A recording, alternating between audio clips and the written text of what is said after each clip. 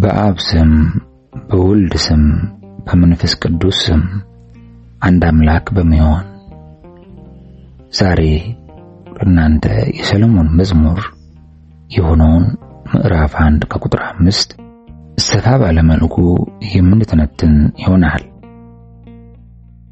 ባለፈው ጊዜ እኔ ጥቁር ነኝ ነገር ግን ውብ ነኝ ስለሚለው ጥቅስ አንዳንድ መንፈሳዊ ትርጓሜዎችን አይተናል። ይህንን መግለጫ ሰዎች ላይ ተግባራዊ ከማድረግ ይልቅ በተወሰኑ መንፈሳዊ ሁኔታዎች ላይ ተስማሚ ሆኖ እንደምናገኘው መጠቆም ፈልጋለሁ። በርካታ ምግባራት አድካሚና አሰልቺ መስለው ሊታዩ ይችላሉ። ውብ ቢሆኑም እንኳን ጥቁር ሊሆኑ ይችላሉ። በጠባቡ መንገድ መጓዝ የሚፈልጉ አሉ። እነርሱ በጠባቡ በር ይገባሉ። ነገሮች በመጀመሪያ እይታ ጥቁርና የማያስደስቱ አሰልችና አድካሚ ሆነው በሚታዩባቸው በአስቸጋሪ መንገዶች ይጓዛሉ። ይሁንና እነዚህ ሰዎች በታገሱ በጸኑና በቀጠሉ ቁጥር እነዚህን ምግባራት በለሰለሰ ድምጽ በጆሮአቸው ሲያንሾካሾኩላቸው ይሰማሉ። ጥቁር ነኝ ነገር ግን ውብ ነኝ። አንድ ሰው ለቅድስና ሲል የሚቀበላቸው የመከራዎችና የድካሞች ሁኔታ በሙሉ ሁለት ገጽታ ባላቸው በእነዚህ መንታ ማቅለሚያዎች ላይ የተዥጎረጎረ ነው። ይህም ያለምንም ምክንያት በተለይም ከመንፈሳዊ ሕይወት ጋር የተሳሰረ ነው። ይልቁንም ሁሉንም የዕለትና ተዘዋዋሪ ሕይወታችንን ሁኔታዎች ለማጠቃለል የሚሰፋ ነው። ሌሊቱን በሙሉ ለማጥናት ንቁ የሆነ ተማሪ ለዚህ ምሳሌ ነው። ከጓደኞቹ ጋር ወደ ውጭ ወጥቶ ከመጫወት ይልቅ ይህ ተማሪ በቤቱ መቆየት፣ ማጥናትና ለፈተናዎች ዝግጁ ለመሆን በዚህ መቀጠልን ይመርጣል። የተማሪው ምርጫዎች ጥቁር ሆነው ሊታዩ ይችላሉ፣ ነገር ግን ጥቁርና ውብ ናቸው። እነዚህ ምርጫዎች በእርግጠኝነት ለተማሪው የተሻለ ወደ ሆነ ውጤት ይመሩታል። እነዚህ ምርጫዎች ወደ ስኬት ይመራሉ። በተመሳሳይ ጎልጎታና መስቀሉ በመጀመሪያው እይታ ላይ በተለይም በሰዎች ዓይን ጥቁር ሆነው ሊታዩ ይችላል። በእንጨት ላይ የተሰቀለ በእግዚአብሔር ዘንድ የተረገመ ነውና ለአምላካችን ስንል የምንጋፈጣቸው መከራዎችና በርካታ መሰናክሎች በሰዎች እይታ ተስፋ የሚያስቆርጡ አስጨናቂና ልብን የሚያወቁ ሊመስሉ ይችላሉ። ጥቁር ሆነውም ሊታዩ ይችላሉ፣ ነገር ግን ውብ ናቸው። ሐዋርያው ቅዱስ ጳውሎስ ወደ ቆሮንቶስ ሰዎች በላከው በሁለተኛው መልእክቱ ተናገረውን እንመልከት።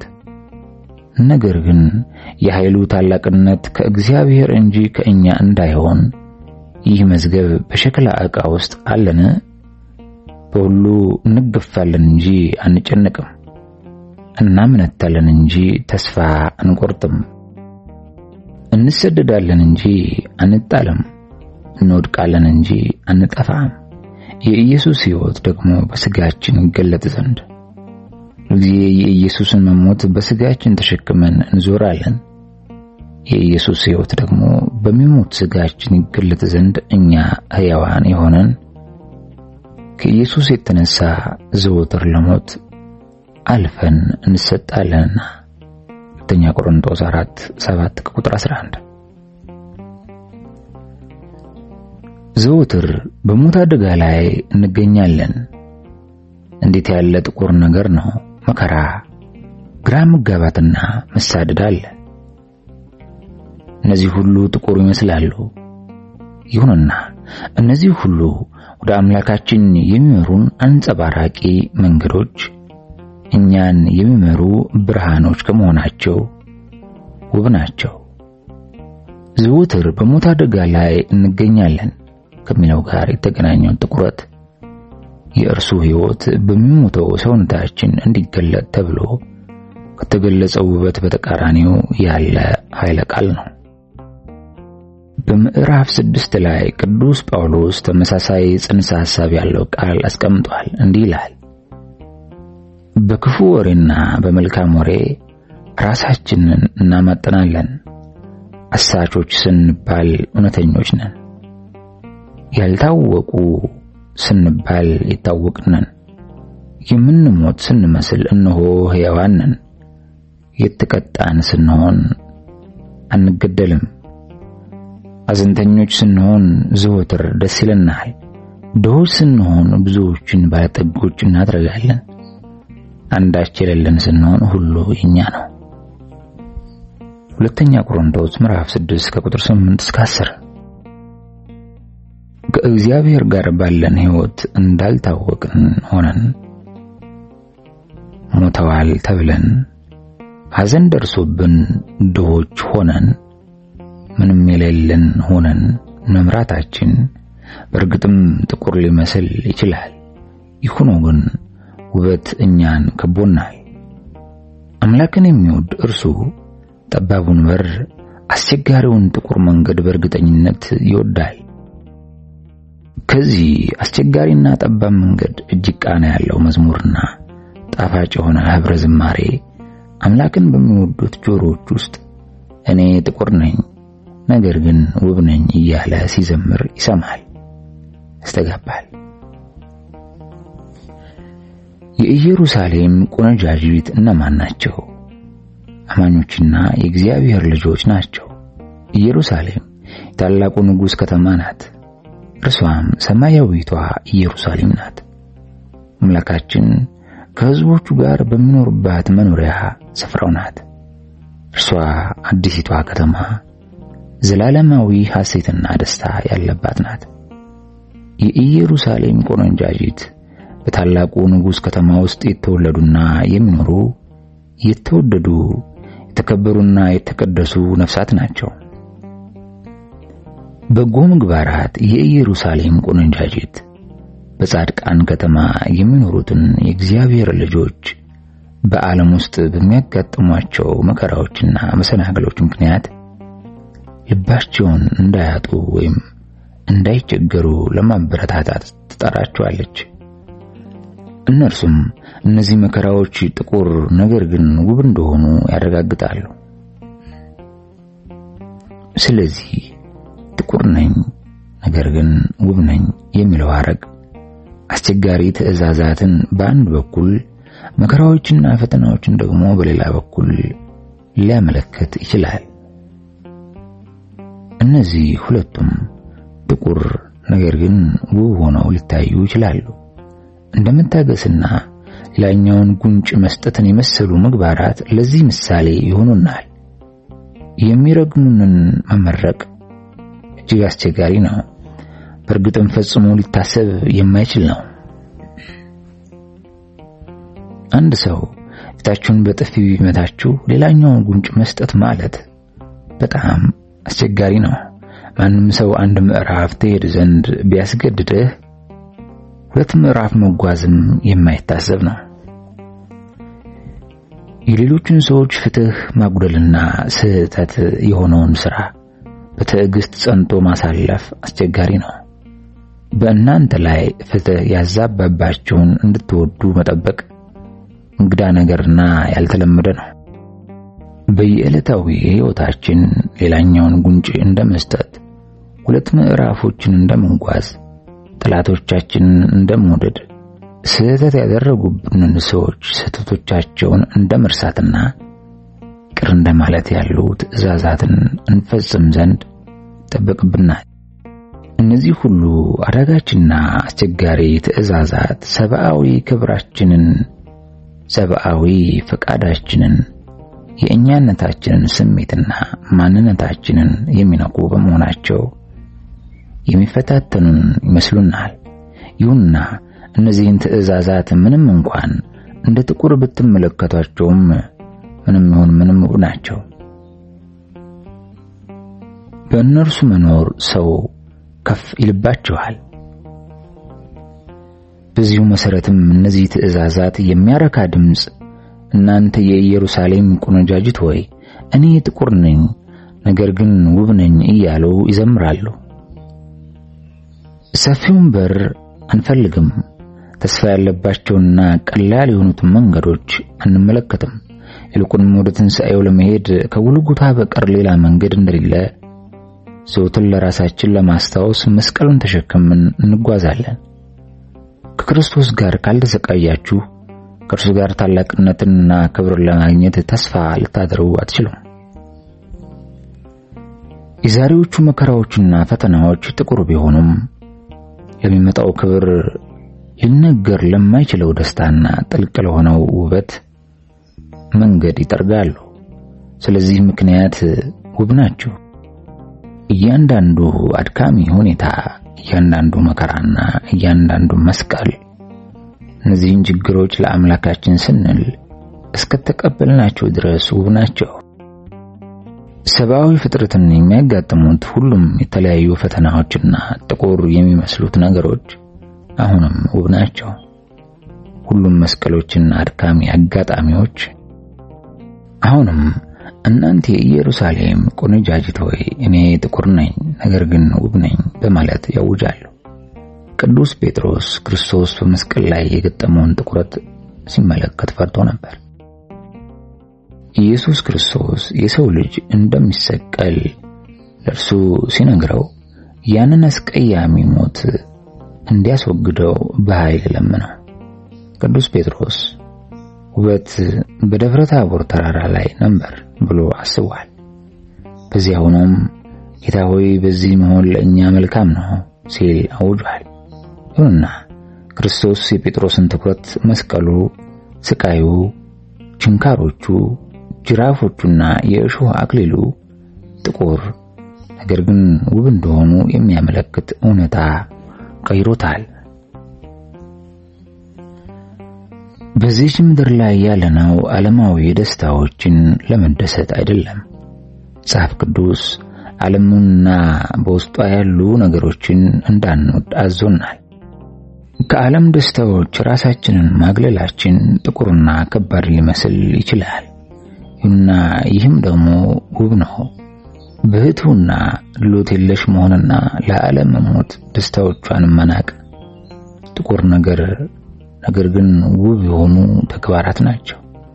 ሰው በምድረ በዳ እንዳሉ ቅዱሳን አባቶችን የጥብቅነት፣ የውስንነት፣ የምስኪንነትና የባዶነት ሕይወት ለመምራት ሊወስን ይችላል።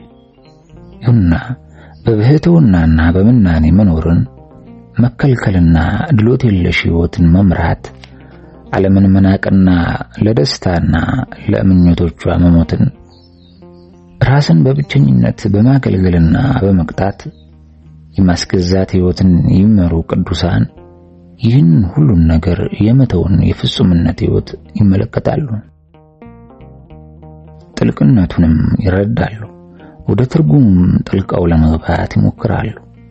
ይህ ሕይወት እናንተ የኢየሩሳሌም ቆነጃጅት ሆይ እኔ ጥቁር ነኝ ነገር ግን ውብ ነኝ እያለ ሲዘምር ይሰሙታል። እመኑኝ፣ ያ መንፈሳዊ ሕይወት በድምሩ እናንተ የኢየሩሳሌም ቆነጃጅት ሆይ እኔ ጥቁር ነኝ ነገር ግን ውብ ነኝ በሚለው አንድ ጥቅስ ቢጠቃለል ማጋነን አይሆንም። መንፈሳዊ ሕይወት ጠባብ በር፣ አስቸጋሪው መንገድ፣ መስቀሉ፣ ጎልጎታ ለእግዚአብሔር ሲሉ መከራን በትዕግስት የሚቀበሉበት ነው። ይህን አይነት ሕይወት የሚመሩ ሰዎች በውስጡ ደስታን ያገኛሉ። ጥቁር ነኝ ነገር ግን ውብ ነኝ የሚለው ሐረግ በአስደናቂ ሁኔታ ጌታችን ነፍሱን የሚያገኝ ያጠፋታል፣ ነፍሱንም ስለ እኔ የሚያጠፋ ያገኛታል ካለው ጋር ተመሳሳይ ነው። አንድ ሰው ሕይወቱን እንዴት ሊያጠፋት ይችላል? ይህ የማይታመን ነው።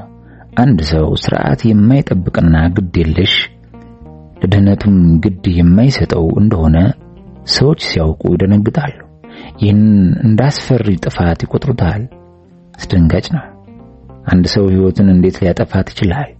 ነገር ግን ወደ እኛ ጉዳይ ስንመጣ አንድ ሰው ወደ ጌታችን ጌታ ሆይ እነሆ ጨርሻለሁ በማለት ይጣራል።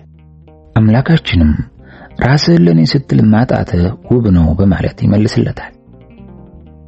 ሕይወቴን ለአንተ ስል አጥፍቻታለሁ የሚለው ሐረግ በአንድ ላይ ጥቁርና ውብ ነው።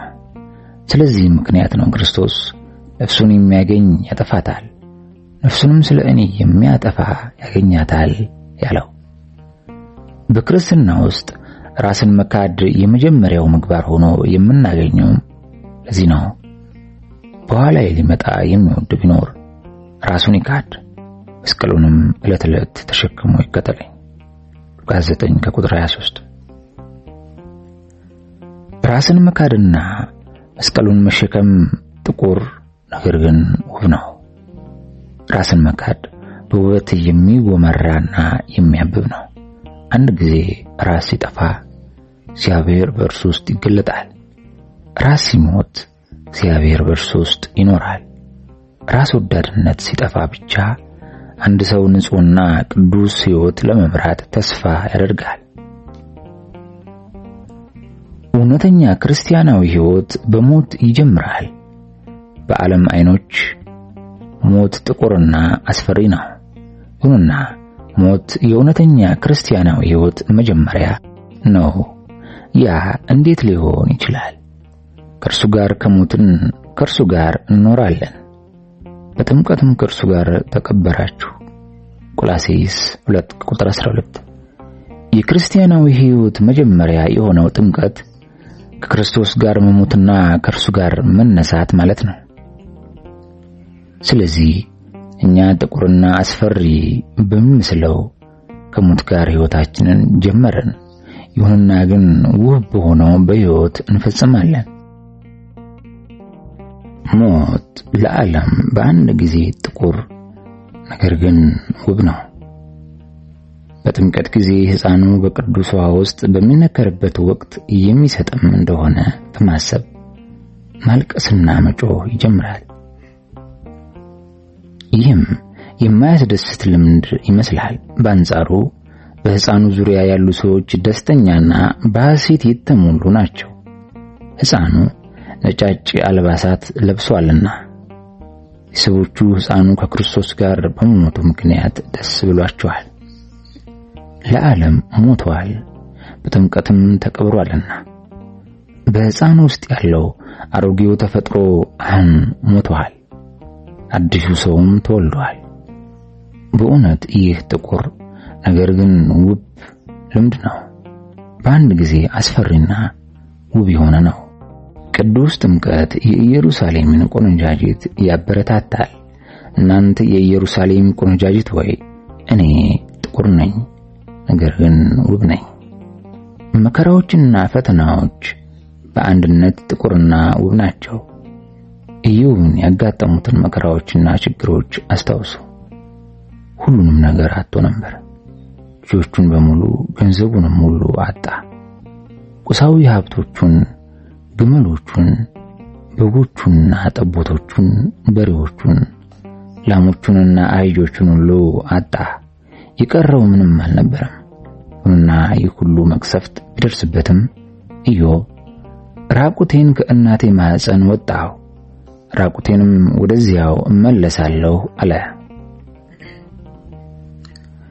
በኋላም በራሱ ጤንነት ተፈተነ፣ ቆዳው በህመም ተመታ። ኢዮብን ያየነው ቁሳዊ ሀብቱን ሲያጣ ብቻም አይደለም፣ ነገር ግን ጤንነቱን አጣ። በቁስልና በአስከፊ መቅሰፍት ተመታ። ከእግሩ ጫማ ጀምሮ እስከ አናቱ ድረስ በክፉ ቁስል መታው። የእርሱ ሁኔታ ገላውን በገል እስኪያክ ድረስ የደረሰበት ደረጃ ነበር። የሰዎች ማላገጫዎች ሆኖም ነበር። መዝፈኛና መተረሻ ሆኗችሁ።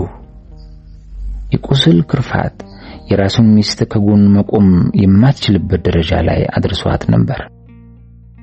ኢዮብ ክብሩን ሳይቀር አጥቶ ነበር። አገልጋዩን ሲጠራውም አገልጋዩም አይመልስለትም ነበር። ባሪያዬን ብጠራ በአፌም ባቆላምጥ አይመልስልኝም አለ። ኢዮብ 19:6። በተጨማሪም ጓደኞቹን አጥቶ ነበር። በመራራ ሁኔታ ያላግጡበትና ይገስጹት ነበር። እርሱ የቀረውም ምንም አልነበረም። እንደምን ያለ ፈተና ነው! እንደምን ያለ መከራ ነው! ጤንነቱ፣ ልጆቹ፣ ክብሩ ሁሉም ጠፉ። ለእርሱ የቀረው ምንም አልነበረም። የእርሱ መከራና ስቃይ ነበር። ግና ይህ አንድ ላይ ጥቁር ነገር ግን ውብ ነበር። ይህ መቅሰፍት ውብ ነበር። እንዴት ልንል እንችላለን? መልሱ በዚህ መከራ በኩል ነበር። ኢዮብ መስማትንስ በጆሮዬ በመስማት ሰምቼ ነበር፣ አሁን ግን ዓይኔ አየች በማለት ተናግሯል። አሁን የሚለው ቃል ኢዮብ የተቀበለውን መከራ የሚያመለክት ነው። እግዚአብሔርን በዚህ መቅሰፍት በዚህ ስቃይ በኩል ማየት ችሎ ነበር። በእርሱ በኩል ኢዮብ ታጠበ። በዚህም ከበረዶ ይልቅ የነጻ ሆነ። በዚህ ጥቁርና ውብ መከራ በኩል አለፈ። ከእርሱም በሀብት ተባርኮና በአማረ ሁኔታ ተሸልሞ ወጣ። ሀብቱ ብዙ እጥፍ ተባዛ። በተጨማሪም ምግባራትን ተቀበለ። የእግዚአብሔርን ዕውቀት አገኘ። ምስክርነት ሰጠ።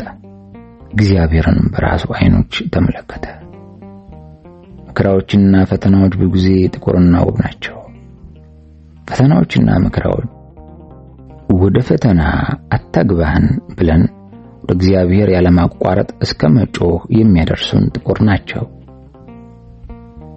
ይህንን የምናደርገው ለፈተና ያለው አመለካከት ጥቁርና የሚያስፈራ ስለሆነ ነው። ስለዚህ ፈተና እንዴት ውብ ተደርጎ ሊወሰድ ይችላል? መጽሐፍ ቅዱስ ወንድሞች ሆይ ልዩ ልዩ ፈተና ሲደርስባችሁ እንደ ሙሉ ደስታ ቁጠሩት ይላል። ያዕቆብ 1:2። ችግሩ አንዳንድ ሰዎች የችግሩን ጥቁር የሆነ አካል ብቻ መመልከታቸው ነው። እነርሱ እዚህ ላይ ብቻ ይቆማሉ። ይኸው ነው። በበርካታ ፈተናዎች የተጠቃ ሰው እንድንጽናና ልንጠራ እንችላለን። ፈተናዎች ሲከቡን ተስፋ ይጠፋል። ተስፋም ይጠፋል ብለን በማሰብ እንፈተን እንችላለን። ይህ ምንም ጥቅም የለውም። ይህ ጊዜ ልንቋቋም የማንችላቸው መከራዎችና ፈተናዎች ያሉበት ጊዜ ነው እና በዚህ ከልክ ባለፈ አስቸጋሪ ጊዜ አንድ ድምጽ እናንተ የኢየሩሳሌም ቆነጃጅት ሆይ እኔ ጥቁር ነኝ ነገር ግን ውብ ነኝ ሲል ሊሰማ ይችላል። ፀሐይ መልኬን አክስሎታልና መኃልየ 1:6 እዚህ ላይ ፀሐይ ማለት ምን ማለት ነው? ይህ የሚያመለክተው የጽድቅ ፀሐይ የተባለው እግዚአብሔርን ነው። የእግዚአብሔር ጨረሮች እነዚህን በርካታ ፈተናዎች ነክቷቸዋል። እርሷም በእነርሱ ጠቆረች። በዚህ መልካምነት ከእርሷ ይፈነጥቃል። እርሷ ጥቁር ብትመስልም የሚንጸባረቅ መልካምነትንና ቅድስናን ትፈጥራለች። እነርሱም በእርሷ ውስጥ ይገለጣሉ። እናንተ የኢየሩሳሌም ቆነጃጅት ሆይ እኔ ጥቁር ነኝ ነገር ግን ውብ ነኝ። በአንድ ጊዜ ጥቁርና ውብ የነበረ ሌላ ፈተና ምሳሌ ያቀርብልናል። ይህም ጥቁር የነበረ ፈተና ነበር። እዚህ ላይ እኔ ስጨምርበት በውበትና በፍቅር የሚያንጸባርቅና የሚፈካ ጭምር ነበር። እግዚአብሔር አብርሃምን አለው፣ የምትወደውን አንድ ልጅህን ይስሐቅን ይዘህ ሂድ። ወዴት አምላኬ? በክንዶቼ ለያዘው፣ ልሳመው፣ ልቀፈው አይልም። እንዲወስደውና እኔም በምነግርህ በአንድ ተራራ ላይ በዚያ መስዋዕት አድርገው ሰዋው ተብሎ የታዘዘ ትእዛዝ ነበር። ከዚህ የጠቆረና የጨለመ ምን አይነት ነገር ሊኖር ይችላል? እንደምን ያለ ጥቁር ትእዛዝ ነው! እንደምን ያለ ቅዠት ነው!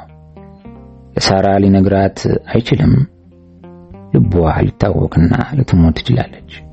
ሳራ ከመነሳቷ አስቀድሞ በጠዋት የተነሳው ልጁን የወሰደው ለዚህ ነው። በመንገዱ አንድ ሰው ቢያገኝ ኖሮ ስለዚህ ጥቁር አስፈሪ ዜና ይሰማ ነበር። አንድያ ልጄን የምወደውን ከረጅም ዓመታት ጥበቃ ቃል ኪዳንና ከተስፋ መቁረጥ በኋላ ያገኘሁትን ልጄን በራሴ እጆች ጉሮሮውን ልቆርጠው እየወሰድኩት እንደሆነ ያውቅ ነበር። ከዚህ የበለጠ ትርጉም አልባ የሆነ ነገር አለን? ከዚህ የጠቆረ ነገር አለን? ይሁንና ይህም ጥቁር ነገር ግን ውብ ነበር። የይስሐቅን ጉሮሮ ለመቁረጥ አብርሃም ያነሳው ቢላዋ እናንተ የኢየሩሳሌም ቆነጃጅት ሆይ ጥቁር ነገር ግን ውብ ነበር።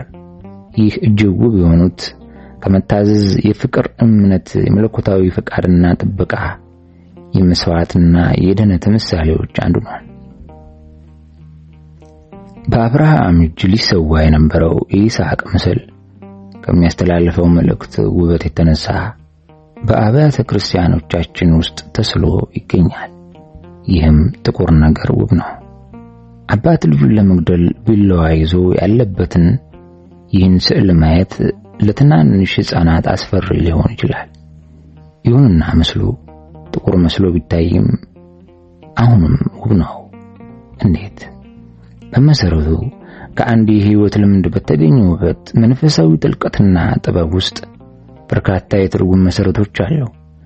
አስፈሪነትና ጥቁርነት ቢኖሩም ይህ የሚመጣው ግን ያንን ልምድ ከመረዳትና ከሰብአዊ ግንዛቤዎቻችን ተንጸባርቆ ነው።